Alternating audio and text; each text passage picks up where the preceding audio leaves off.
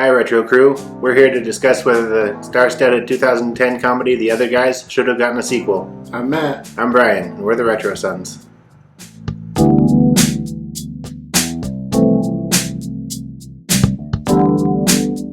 I remember we went and saw this in theaters, and then as soon as it came out, we went out and bought it.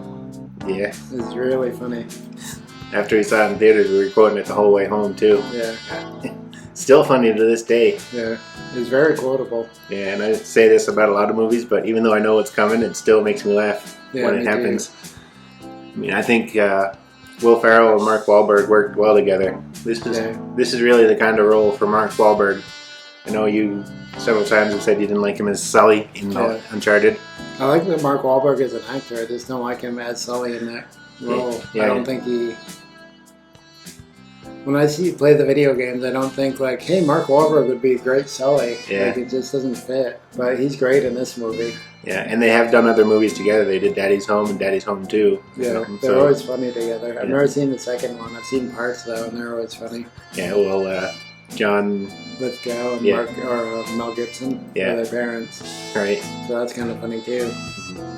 The main scene, like the one I've seen that comes to mind, is when they're in the hallway and the girl turned the heat up to like 90, and they're all like, "Who turned it up?" Yeah, a lot of people give Will Ferrell crap. They don't think he's all that good, but I don't know. I always enjoy movies with him. Yeah, you know, this one. I mean, like I said in the intro, this is like star-studded. It's got Michael Keaton, it's got Samuel L. Jackson, Dwayne The Rock Johnson, Eva Mendes.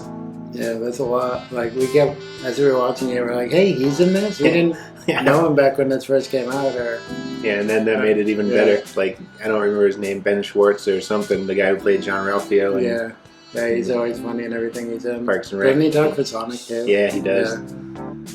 And Ice-T did the narration for some reason. Yeah, but that was kind of funny too. That's probably why. Yeah, and it kind of makes fun of like all the other cop movies, like all the destruction and like when they walk away from explosions. And and the two super cops, they like damage the city, and like all the damage they caused was worse than what the thief stole or something like that. And they never did their own paperwork, so they like handed it off to Will Ferrell. He was happy to do it.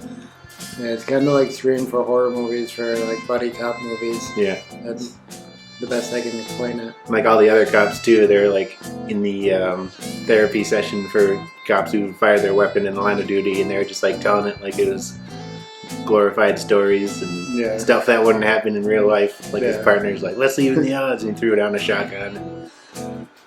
But then the two super cops, The Rock and Sam Jackson, like chasing some bad guys. They jump off a building for some reason. Yeah, it turns out they're just horrible cops, idiots. Yeah, and they die, so then there's like a hole left in the department for people to step up and... and these two have to fill it. Yeah. And what they're describing in the movie is the other guys. Yeah.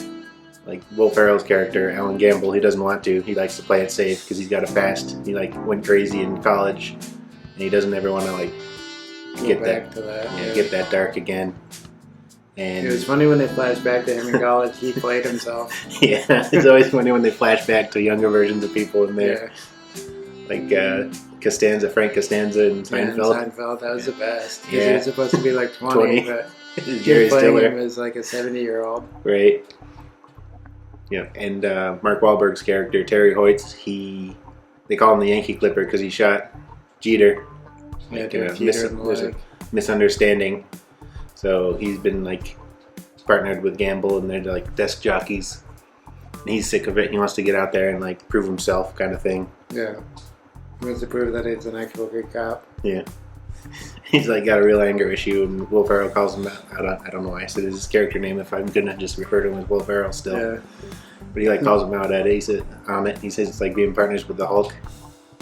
Yeah, and they don't like each other at the beginning. Yeah, well, Mark Wahlberg doesn't like Will Ferrell. Yeah, I think Will Ferrell's just kind of indifferent to him. He's just like I don't know, there to do his job, and he tries to get along with everybody, but everybody kind of hates him because he's like, I don't know, annoying to him or something, or like a suck up kind of. He like volunteers to do all the paperwork and all that.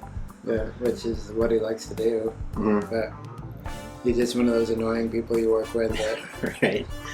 Like he's like, it's 9:15. Let's everyone have a good day or something like that. And everyone's so mean to him too. Right? They trick him into doing a desk pop. Yeah. Then later he does an apartment pop. Yeah. So he's given a wooden gun because he fired his gun in the office, which is obviously which they wouldn't do. No. Yeah. But Michael Keaton's in it too. Did you say? Yeah, I said that. He's wicked funny as the chief or the captain, Captain Gene. Yeah, he's working here and he's working at Bed Bath and Beyond. Yeah. Like a police captain wouldn't have 2 jobs. I know.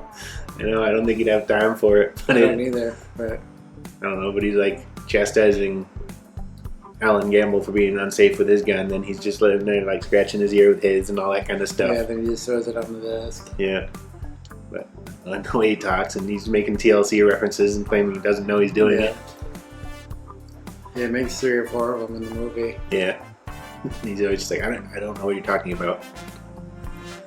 But I just enjoyed it from the first time I saw it right up until watching it last night.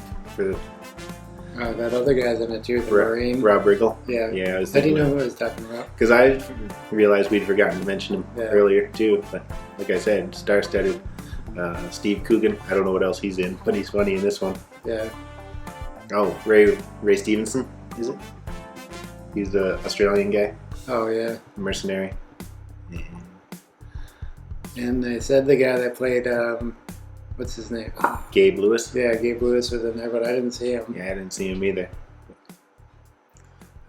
It showed Tracy Morgan was at the basketball game. Oh yeah, Tracy Morgan. Who was the other one?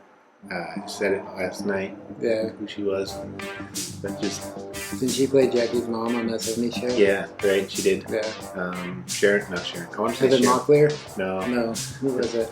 Is that who he dated? Or yeah, his first person Alan dated? Mm-hmm.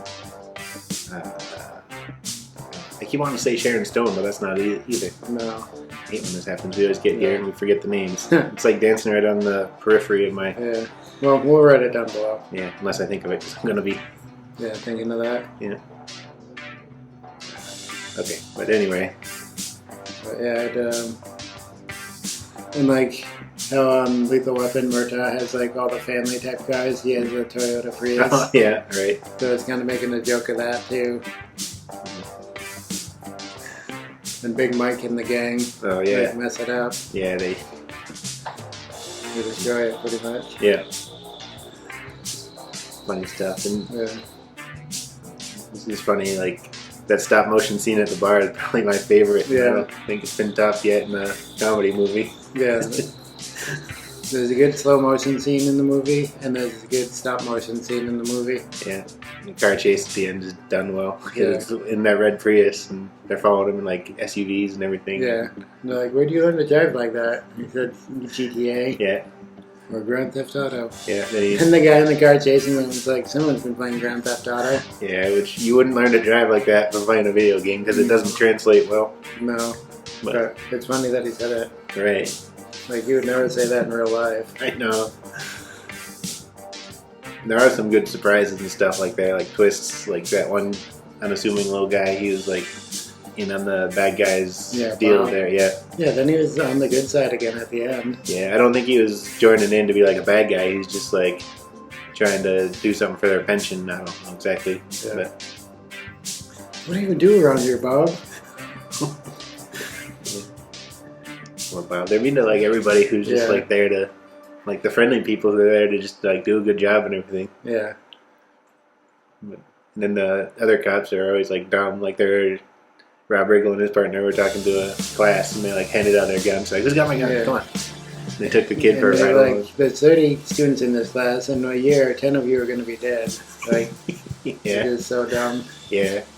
And that's another thing, like, you just hear parts of conversations like the end of that story Riggle was telling. It's like, so I took the noose off my neck and got out of there. Bar mitzvahs, man. Or something, but he's just like telling a crazy story. Or, you just hear like the end of it. Yeah, the captain on the phone after he gives Gator his gat back. He's like, no, I didn't say lock her up. I never said lock her up. Yeah. Like, just, it's funny when you just hear snippets of something and you don't know the whole story. Yeah. Yeah, it's just funny. Right.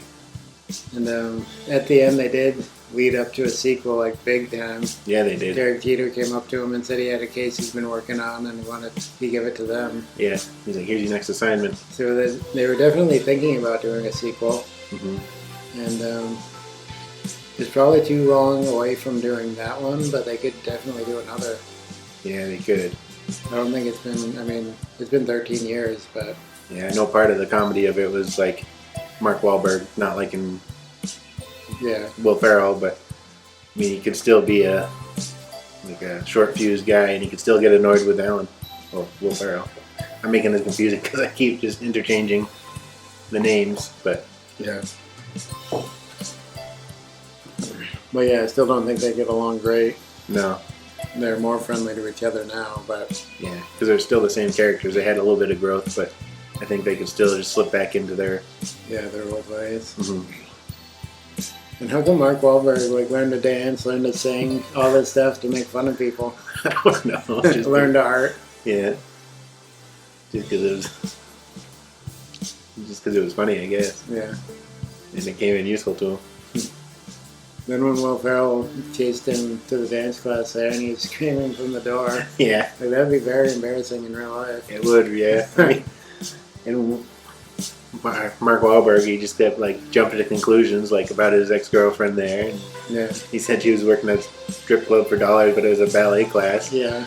And everything with the bad guys, so it's drugs? What in everything I told you made you think that? And they're attacking, he's like, it's the Colombian drug lords. Or whatever. Yeah. And he is good, when he fought them all off, and he's always taking out a bunch of people single-handedly. So he, Will Ferrell said, he would be farther in his career if he hadn't shot Jeter. Yeah. But him and the two kind of balance each other out, because you said, he kind of jumps to conclusions, and Will Ferrell's character kind of doesn't jump at all. Yeah. Kind of playing off of the Lethal Weapon trope again, the one family man, level-headed one in the loose cannon. Yeah, a little bit different, but very similar. Yeah, same idea, just exaggerated to an extreme, kind of. But I think we should kind of decide. I think back then, definitely it should have gotten a sequel. Now, I still feel they could make it work and make it a good sequel, because this movie is so funny. Yeah. I think they could just make a second one just as funny, if not very close. Yeah. Mark Wahlberg and Will Ferrell are so funny together. Mm-hmm. Like I said, it's just Will Ferrell and John C. Reilly. Oh, yeah. Yeah, they're great together, too. Right. So... I don't know. I like Will Ferrell movies, but I think he needs to work with somebody to make them even better. Yeah. All his buddy movies are always very funny. Right. Yeah, I agree. So I say they should have a sequel. They should make a sequel. Yep. I agree. So I don't know if it should be the sequel they're leading up to at the end of this one, but... No, I think too much time has passed. Yeah. I mean, it would have been nice to see a sequel more quickly after this one came out, because they were leading up to it, but... Yeah, they definitely were heavily leading up to the sequel, but I don't know what happened and why they didn't. I don't know. So we decided it should have a sequel? Yeah. Alright, so it should get a sequel. That's what we say. Let us know what you think. Should this movie have gotten a sequel? Do you like Will Ferrell movies? A lot of people don't. Yeah, for some reason. Yeah. Subscribe. There'll be an orb over here. Pick one of these two videos, and we'll see you in the future. To talk more about the past.